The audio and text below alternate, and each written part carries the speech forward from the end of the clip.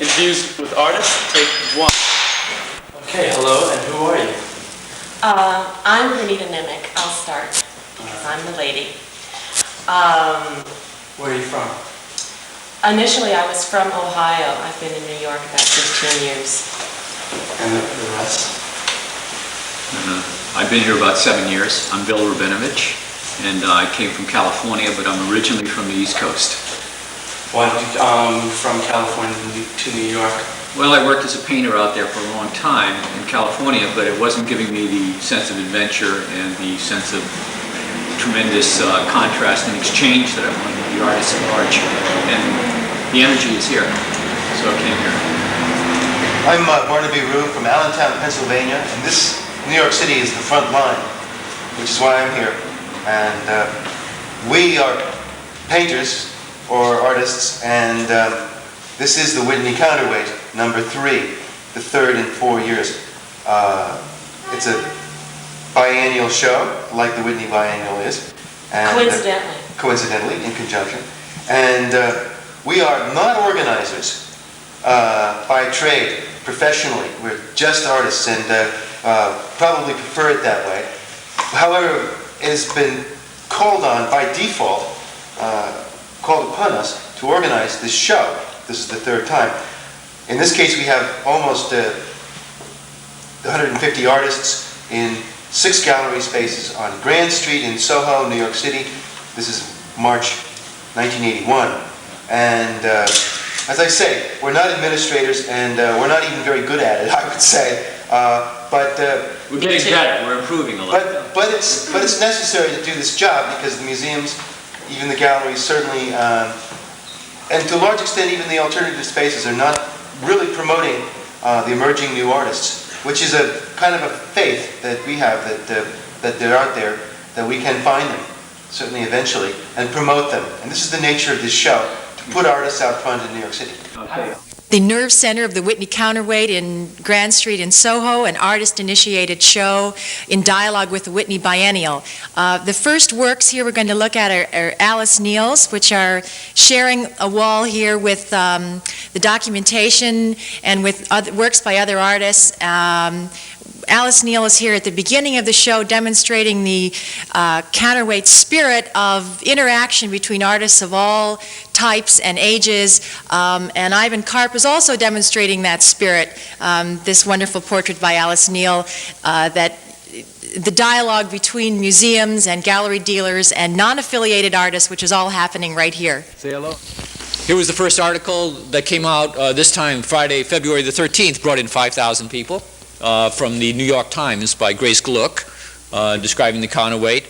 A new review in Art World newspaper comparing the Whitney counterweight with the Guggenheim Biennial and the Whitney and the Guggenheim Exxon Guggenheim show and the Whitney Biennial.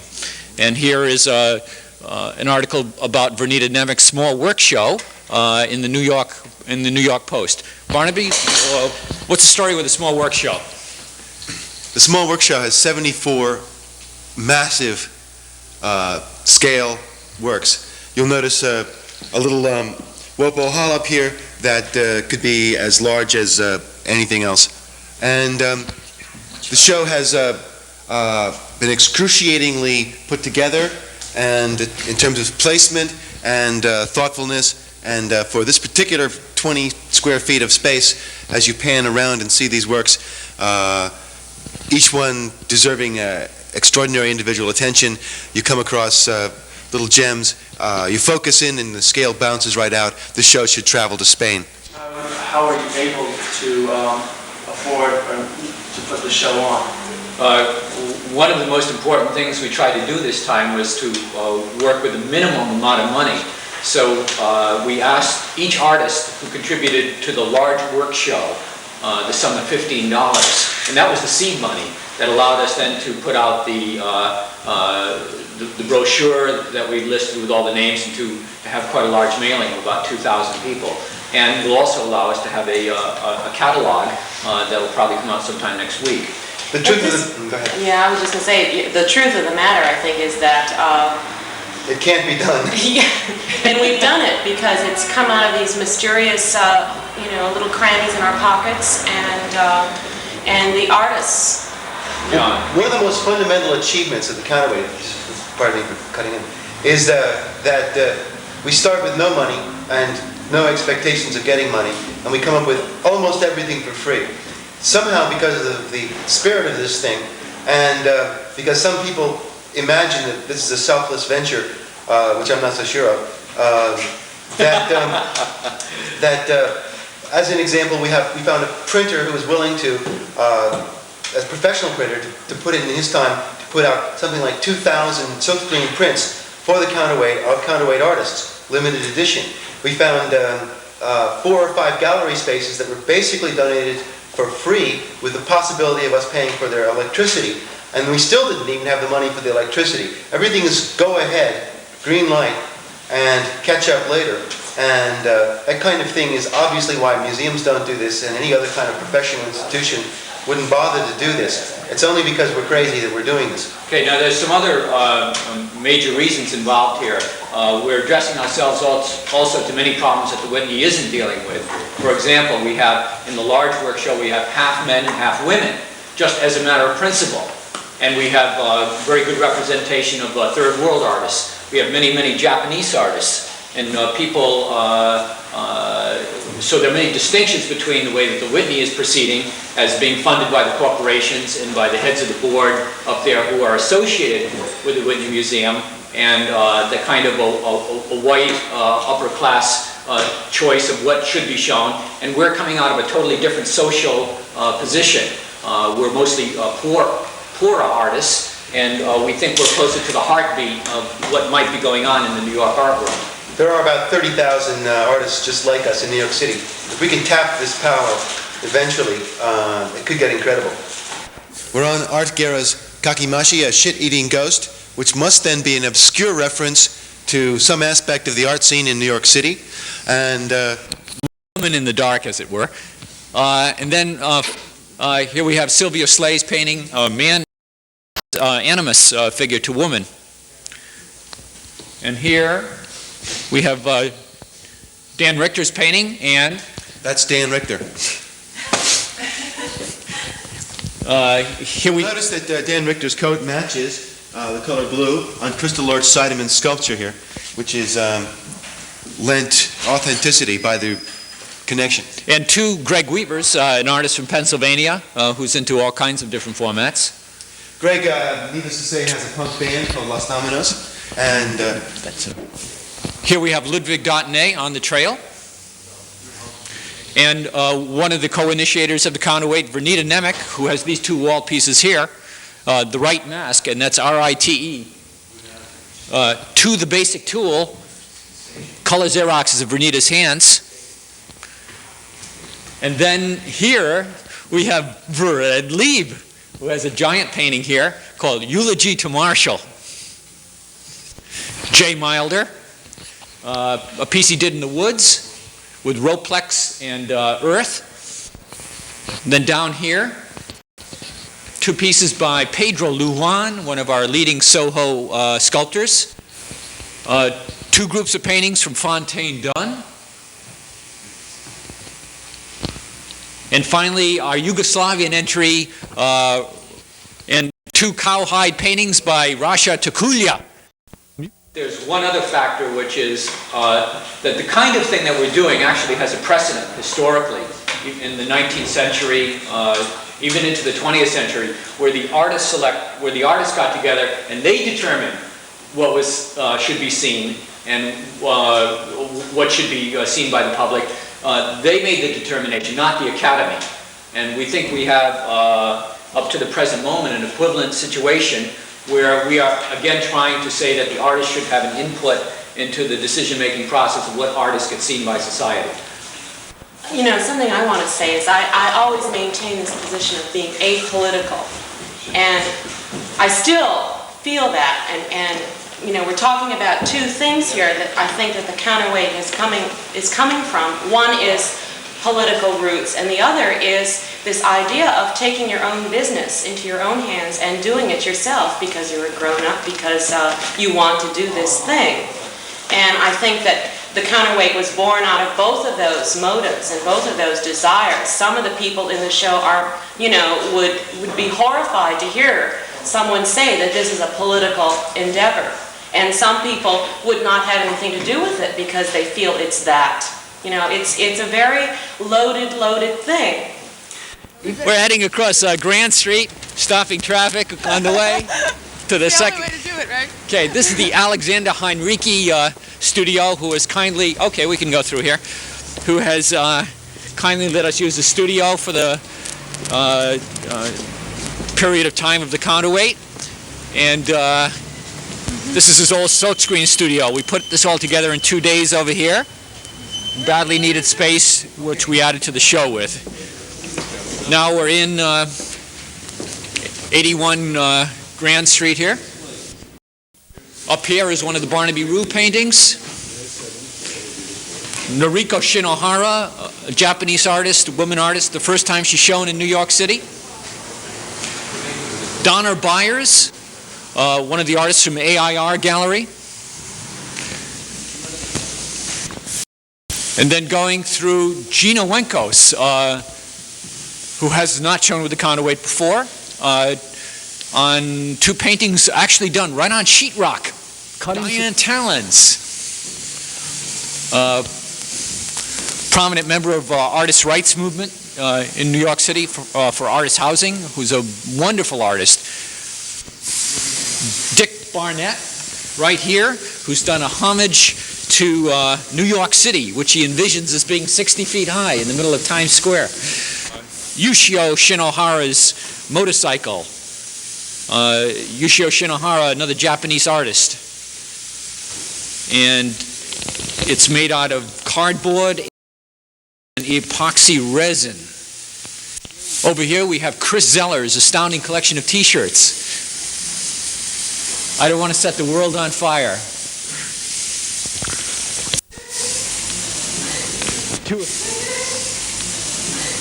Two of Fran Metcalf's paintings, a woman artist who is showing for the first time in New York City from Pennsylvania.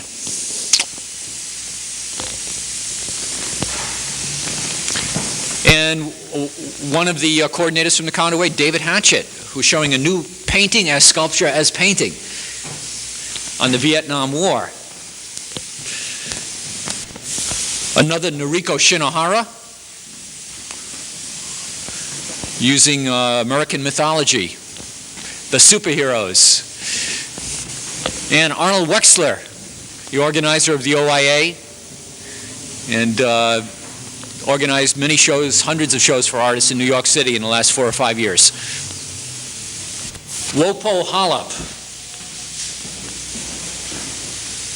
Saturday Night Trick.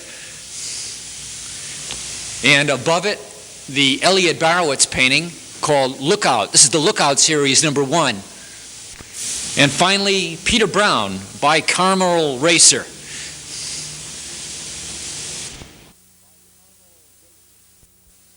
This film stands in contrast to other, so to speak, movies that are being made around New York City about what the art scene is all about. Well, we are not leading fantasy lives. These are real lives that we're leading, and we have been, many of us have been working 10 or 15 or more years at our work. We have a belief in our work in some sort of content, and strong juices, pain and struggle is in evidence in much of the work that's being shown here. And these values are partially in contradistinction to what might appear at either the Whitney or the Exxon Guggenheim show. There are a lot of artists from SoHo in it, because a lot of these things I think come about because of proximity. In our group, in the Whitney Museums group, in any group that begins to form for whatever reason. But we also have artists that we have contacts with outside of SoHo and outside of New York City. There are Pennsylvania artists, I think there are West Coast artists, there are, and anyways, a New York artist, what is that? They come here often. 3 Japanese, 2 Someplace Italians, else. it's like interesting. The Yugoslavians, we have 2 Yugoslavians. You don't feel that SoHo has anything Special? special to do with the show? Yes, I think that it does.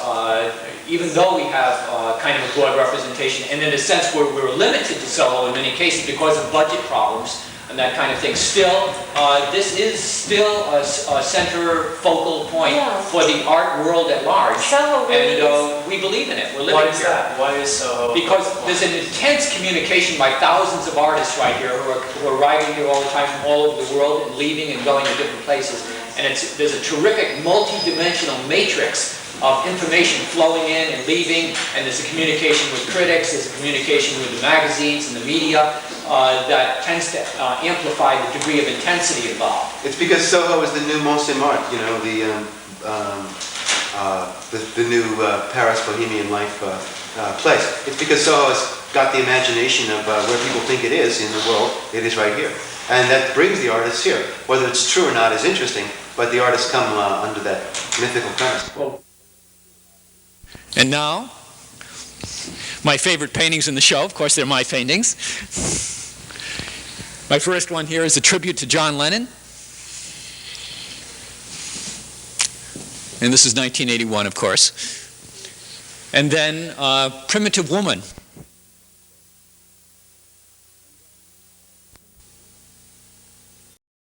And now here we go, directly into the Joan Semmels. Joan is one of the major artists in New York City with Lerner Heller Gallery and helped us with the installation of the show. Two of her large paintings, and here's another magnificent Barnaby Rue.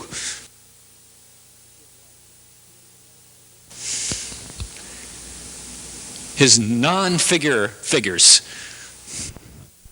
Two George McNeil's. George is a senior member of the New York art world, 73 years old, and has been having big shows this year. Then Michael Singletary.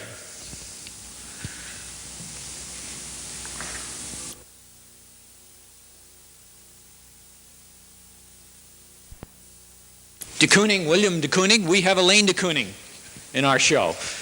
Very fine, two very fine recent portraits.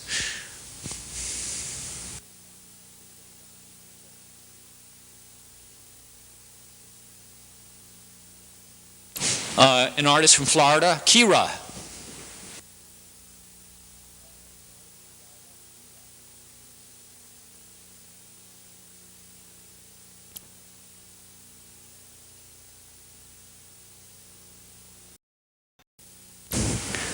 And of course, for a fitting coda to the show at Alain Below, Yushio Shinohara, Jelly Bean Motorcycle.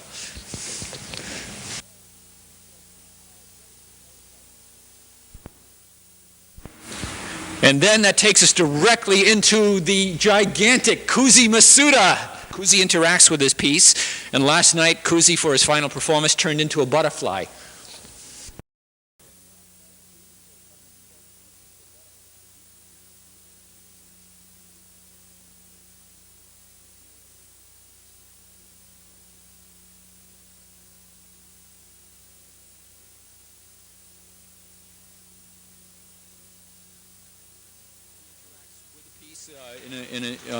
Being entirely naked and running around under this latex here. See, it's like this.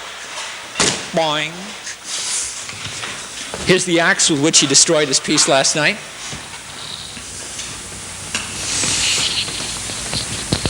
This figure goes up and down. This black and white figure goes up and down, and he's wrapped around it.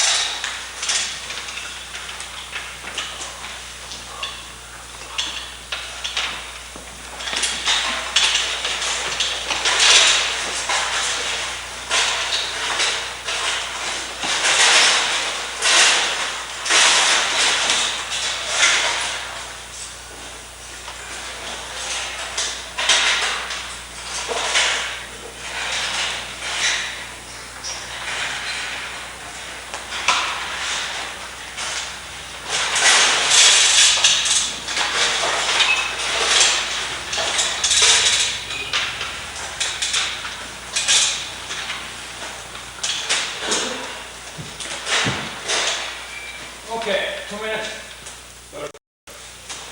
I'm with Kuzi Musada, who's just done a very interesting performance piece. May I ask you, is this your first counterweight performance, or have you been in past counterweight?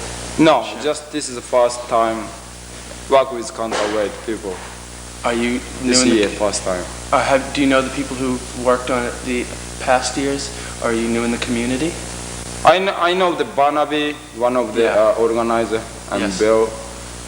Like And that. they got Through you- Barnaby, yeah, we met each other. Yeah, and Yeah. you've gotten interested through Barnaby. Right. May I ask you, what are you trying to say or in your piece? What is the idea behind your piece?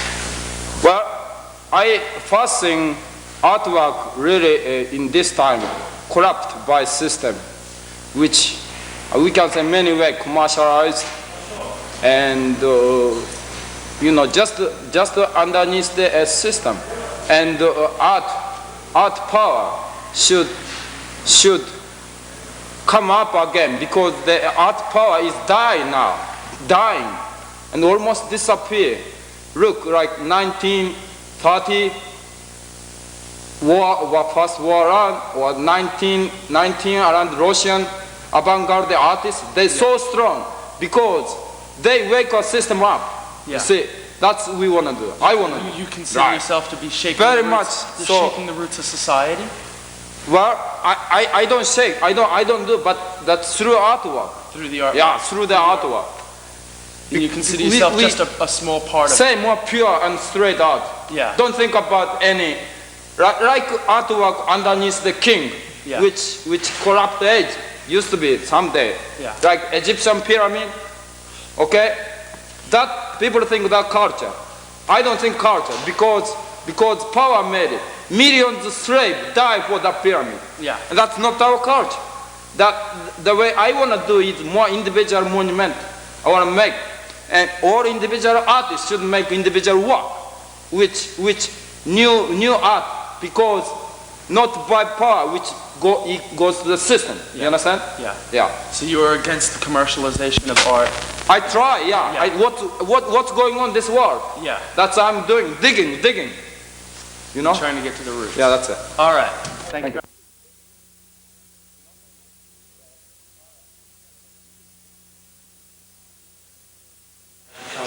About the name of counterweight. Well, Barnaby came up with the word counterweight. I think I came up with the word Whitney. So there you go. What's the idea behind? We thought that the initial premise of Gertrude Vanderbilt Whitney in 1908 or something was very good, to support emerging artists, to recognize them, to give them a place to really voice themselves with their artworks. The concept of counterweight is that the Whitney, the museums for that matter, seem to act more like museums than like what Gertrude wanted, which is to promote emerging artists. They act more like mausoleums that bury already established facts known as blue chip artists, and they put them in a certain kind of a frozen gel. I think that one thing that we have that's a little different is that we have more of a lot of the artists, like say this little piece down here, seems obscure enough, playful enough, you can kick it, it'll quiver. And but the thing about it is that this guy, Pedro Lujan, has a chance to go somewhere. Just give him 15 more years, you know? It's not like the end of the road in this particular show. That sense of promise is part of the excitement that most people get when they see this show, which is entirely different from That's great. the Whitney show, where they go ho-hum, you know? They know what's happened there. This stuff, they say, they look at some of these artworks, they say, yeah, maybe this stuff is going to go somewhere. Okay. Do you see yourselves as a forefront into, we're now supposedly in a postmodern era. Are you forefront of what's happening in art today, tomorrow, next? Every artist who's making art today is part of what's happening in art today. And, you know, we're not a forefront of anything. We are, I think. I mean, I think you're talking about aesthetics. If we're trying to make an expressionistic or some sort of statement aesthetically. What we're trying to do is show the art that is going on today as we see it. Maybe the reason that we might be at the forefront is that when you're not at the top of your career and some dealer is telling you to freeze your commodity and keep it where it is so that they can sell the same ones they've advertised, we have the ironic luxury of continuing to grow. Audacity. And the audacity to continue to change and baffle curators, critics who even know who we are. And that's kind of a fabulous problem and luxury of the have-nots, and the sense of the people who can really afford to change their styles again and again without losing their public.